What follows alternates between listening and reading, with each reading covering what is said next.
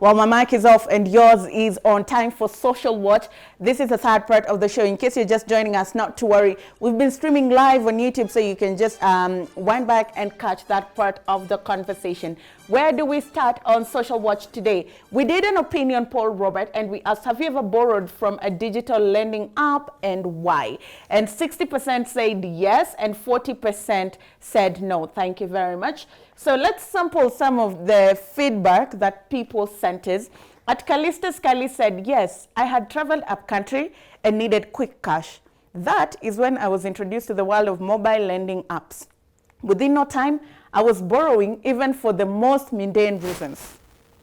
The reasons why Kenyans borrow. Is it easy and quick money and you lose track on why you should be borrowing? Not necessarily, and not initially at least. As you can see from this particular respondent, they say that the initial reason was very genuine and very, proper. Where's the discord? Thereafter, it takes discipline to borrow only for legitimate needs and not just for leisure or just because you can.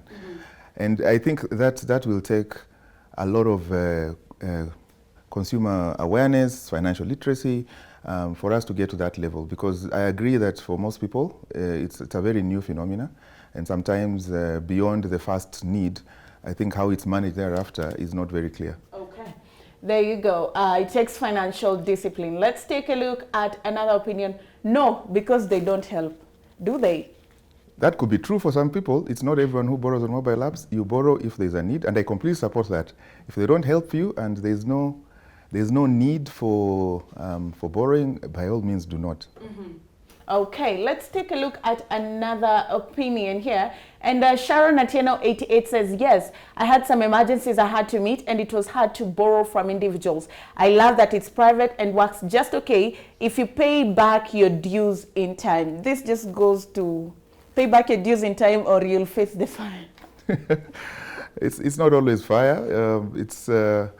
It's that if you pay on time, you also benefit a lot. Yeah. And you qualify for more, and you can then use it anytime without worrying whether you'll get approved or not. Okay. Now, let's move on to another comment. And Kinyidori says, yes, I have borrowed at least twice from Tala due to home emergencies. Then I just stopped after seeing their high rates. It's almost twice the loan you take. I am surprised by that. It depends. Robert, no. These are people under your umbrella. You cannot be surprised by that. I am surprised because it's very unlikely that you can, unless there's been overdues and penalties and it's not been paid. But I'll be very surprised. Number one, if the loan was taken and the rate was displayed, because that's what should happen. Anyone looking at that offer with the cost of the loan being equivalent to the loan would feel, I mean, you will shop elsewhere. I will do that. If you have an emergency then? Yes, but from that comment, it looks like this person borrowed twice, okay, due to emergencies, then stopped after seeing their high rates. Yeah.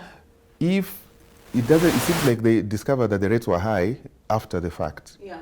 You see, so it goes back to what I was saying earlier. The important thing is that, okay, all digital lenders should show their pricing upfront.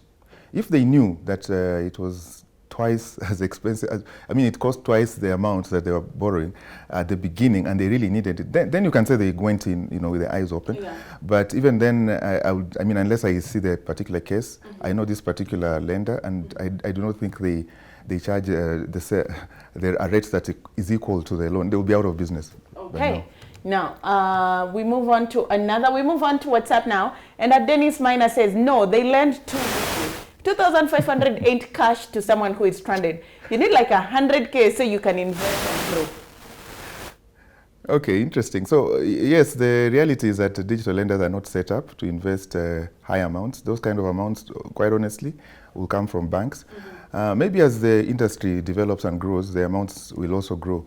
But in general, they serve the segment which is unserved. That segment can be served by so many other players. The micro lenders will do it.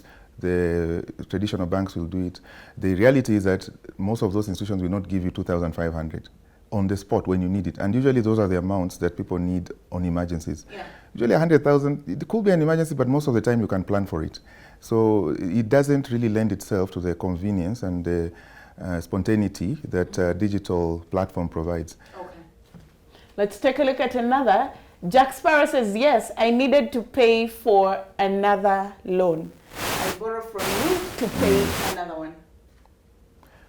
Yes, and that's a common characteristic. But what I can say is that sometimes the initial need is very valid and is very specific, and it's for a specific need. As you have seen, majority take those loans for a business need. But usually the micro SME types, right? Mama mbogas, boda people, they take that for a particular need. But should there be a situation where they cannot pay it on time, rather than default, some of them borrow elsewhere to pay, which is fine, just so long as it doesn't become a cycle where you don't get out of it, because you borrowed for a particular reason and you expected to pay from income.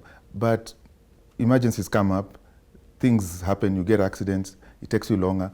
It's true you can borrow. What some borrowers are doing, what some lenders are doing, however, is to allow some flexibility around repayment terms so that you can extend, you can obtain an extension rather than go and borrow elsewhere. Okay. You can get an extension rather instead of going to borrow elsewhere. At Daisy Wambua, yes, I've borrowed from branch. They keep calling me to pay. Na due to unemployment, sina pesa ya kulipa. Sasa ta wakinieka CRB, sina pesa. Yeah, so this is unfortunate. It's true that it looks like this particular person wants to pay, but unemployment has happened. The only thing I would say is contact the lender and explain the circumstances. The problem is when there is no communication, the lender has no basis on which to act. So they just have to follow the process, and it's required that they report at some point. Otherwise, they'll also be responsible if they don't share the information about the performance of a particular borrower. Do we have another? Well, there you have it. Josh Dunga says, no, I borrowed once, nikawekelea beti kaungua. Such a waste of money na nikabaki kwa deni. Okay, now I'm laughing, but I shouldn't. It's quite tragic. But yes, some people will borrow to bet. Yeah. It's unfortunate. We would not encourage it. We try to dissuade it. As you have seen, however, it is a small minority. Majority of people borrow out of need. And after a while, when we realize that maybe that the particular borrower's profile is engaging in such activity from the money they borrow from us, then that lowers their profile. After a while, we'll probably not lend. Yeah. But all I can say is that now, okay, we will engage more in consumer literacy, consumer awareness. But beyond that, people, I think I have to say, they also have to take personal responsibility. What do they do with their money? Okay. There you have it. I guess now we move on to Twitter and hear what you guys have to say. At Dan Okari says, mostly young people are the borrowers because of unemployment. We shouldn't blame the apps. Let the government create jobs. I like that comment because the reality of why people borrow and sometimes why they even default is broader than just the fact that the mobile apps have come to the market. I mean, we have to ask ourselves, what if they are not there? So where will these guys be getting the little money that they need? From somebody else, and probably from a more risky source, and maybe engage in more risky behavior, So there are broader problems which I think go beyond just the mobile apps. And even what the mobile apps can solve. So as an industry, we think we should engage more with the other players, as stakeholders, to see how best we can address those broader problems around, which can resolve these problems in the longer term. Okay, let's take a look at another tweet. Ador Kangulu says, I feel like these digital mobile lending apps charge so much interest. And then can we talk about invasion of privacy? Yes, as I mentioned earlier, it's true that that privacy is an issue that we all want to address. We feel that we can do better. We can be more professional around how we handle data. Yeah. You know that there's a Data Protection Act that's coming to Parliament, and we are contributing to that act so that we strengthen that area on data privacy. As for the charges, it is important. I think the most I can say is it's important that you understand how much you're being charged upfront, and if if a lender does not adhere to that, that's a violation of terms and conditions. And if they're our member, you should let us know. Okay. Let's take a look at another. Odwar Vincent says the interest rates are exorbitant. They charge you before you get the money and expect you to pay them back with extremely high returns. Okay, you're smiling. Let's take a look at another tweet here.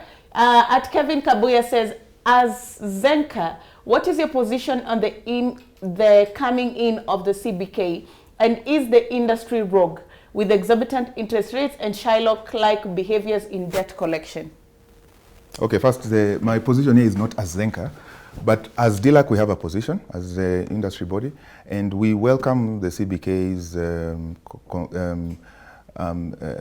initiative to engage in finding a regulatory framework. Okay. We look forward to having a forum where we can make our contribution and work towards creating more order. And it's not that the entire industry is rogue. That's hardly the case. Every profession has a few bad apples and a few rogues, but not everyone behaves the same way. And so what we want is a situation, an environment, a regulatory framework where, yes, if you're rogue, it will be easy to be identified and isolated, but also if you're playing by the rules and acting ethically, it should be clear to the general public, and that distinction has to be made. Okay, now we have one more tweet. Yes, Kipto Emmanuel says, how do you explain a state whereby lenders call my contacts to shame me and remind them I have unpaid loans, and yet I did not ask them to be my referees? Okay, this particular incidences have caused us untold grief as well, because the unfortunate truth is that for most of the public, this kind of behavior has seemed as if it's perpetuated by the entire industry. The reality is that we only know of one particular lender who engaged in this particular practice. From what I know, they say they have stopped. So we are following through to see if that's the case. But what I can say that the reason why we formed an association is so that you can have a place to air your complaints outside, beyond and over and above the institution that's lending to you. But Robert, these people have been airing their concerns. They're saying, despite being a digital lending app, you're also naming and shaming. They're saying interest rates are high, but you're saying there's not much you can do within your jurisdiction. Moving forward, give me something tangible. How do we restore sanity in the digital lending space? And because it's a good thing, it's serving a need of financial inclusion, but there are bad apples, there are rogue agents in the industry. How do we sanitize it? 30 seconds as we wind up. I think everybody has a role to play. I've said what the lenders as coming together as an association are doing. That's our initiative. We are trying our best to do our part with the powers and with the leeway that we have. The members of the public, the consumers, the customers are the most powerful entity in this equation. They can vote with their feet, okay? And a player who behaves in a roguish manner is not the only player in the market. You can decide and tell everyone not to use their products. You can now, we're giving you an option where you can check on our website who subscribes to the basic standards whereby that roguish behavior is not entertained. Okay. And so you have an option. I think the alternatives are there, but everybody needs to play a role. And eventually, we hope that we'll be able to engage with the relevant parties and authorities to formulate a regulatory framework that then can now properly enforce the kind of standards that we all want to see. Robert, thank you for making time. Thank you. Andrea. Yeah, and you've been laughing at the concerns of Kenyans. No, I have not. You're still laughing because your friends are naming and shaming people, and it's very embarrassing because maybe you owe your landlord and somebody still texts your landlord to tell them you've not paid. You'll be kicked out of that house. I agree, that's wrong, and it has happened to people that I know as well. Yeah, it is not behavior that you want to condone. So moving forward, we'll see a difference? We'll see a change? I do hope so. We are doing everything possible to improve the environment in the entire industry, to make it more sustainable for, first and foremost, the consumer and all the other stakeholders involved. Thank you for making time. Thank you. We are hoping that as time goes by, as the digital lending space takes shape, we'll see differences, we'll see different concerns, we'll see concerns of Kenyans saying now we want to graduate from 2,500 to 100,000 Kenya shillings, and you guys will have enough data where you can vet and say now you qualify for 100,000, right? Absolutely. This is not a conversation that stops here. We'll call you back sometime later so we can do a progress report, right? I'll be glad and to see come. if his friends have improved their behavior of naming and shaming people in their contacts. These are just some of your concerns that you had, and we've tried to address them best as we can. Robert Masinda, who's the chairperson of Digital Lenders Association of Kenya, trying to just put into context some of these things and try and shed light on some of your concerns. We hope that you can keep engaging them on the social media handle and you can get answers to some of your questions. This conversation does not stop here. It continues online at Metropole TV KE, Artundiro Ganga, and we have attached Robert's Twitter handle down below, so you can tweet him directly and ask him some of these questions, because he's the man at the helm of leadership at the Digital Lenders Association of Kenya. On behalf of the whole team that made this show a success, we want to say thank you. We want to also say thank you to you for allowing yourself to be vulnerable enough, because some of these issues are very sensitive issues that you've come forth and you're talking about. And we hope that we have just begun charting a course of action towards this conversation, and we can see a change in that space. Either way, why would we be doing this if we can't be agents of change? That's all we had for you tonight. Good evening.